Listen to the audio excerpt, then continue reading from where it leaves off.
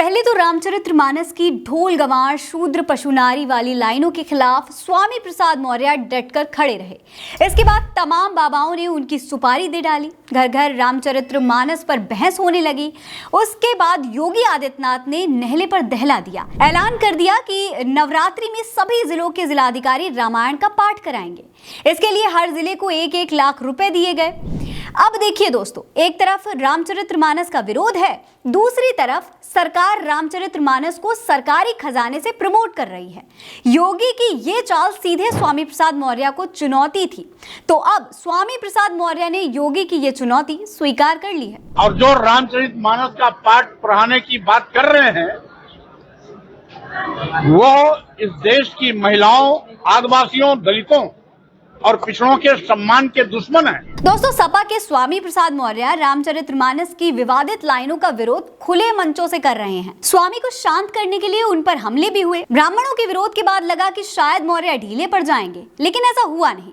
स्वामी प्रसाद मौर्य अपनी बात पर टांग अड़ाकर खड़े रहे। रामचरितमानस पर बवाल के बीच योगी सरकार ने रामनवमी से पहले मंदिरों और शक्तिपीठों में रामायण और दुर्गा सप्तशती का पाठ कराने के लिए सभी जिलों को 1-1 लाख रुपए देने का ऐलान किया। तो स्वामी प्रसाद मौर्य ने इस पर योगी सरकार को घेर लिया। मौर्य से जब सरकार के इस फैसले पर सवाल किया गया तो वो बोले कि लोगों ने अब अपनी तरफ से रामचरितमानस का पाठ करना बंद कर दिया है, इसीलिए अब सरकार रामचरितमानस का पाठ करने के लिए मजबूर हो गई है।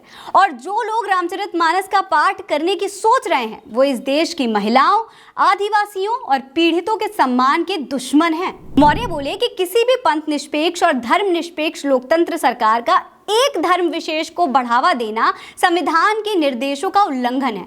हम सभी धर्मों का सम्मान करते हैं, फिर एक धर्म को बढ़ावा क्यों? किसी भी पंथ निरपेक्ष, धर्म निरपेक्ष लोकतांत्रिक सरकार को एक धर्म विशेष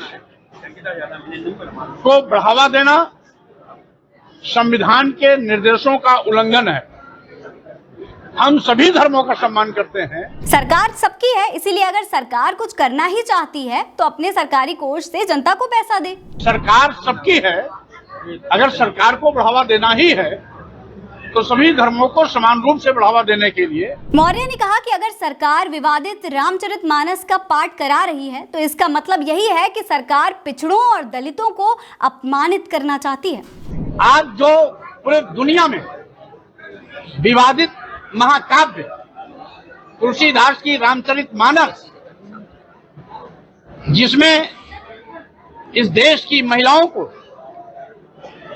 प्रताड़ित करने, शूद्र समाज को अपमानित और प्रताड़ित करने, शूद्र समाज की तमाम जातियों को जात सूचक शब्दों का प्रयोग कर नीच और अधम कहने का काम करती है,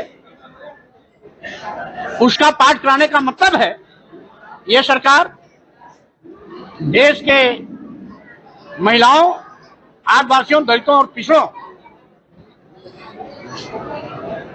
को अपमानित करने की पक्षधर है। दोस्तों, कुछ दिनों में रामनवमी और रमजान दोनों ही शुरू होने वाले हैं। बीजेपी सरकार ने मंदिरों में पाठ करने के लिए हर जिले में 1-1 लाख देने की बात कही है।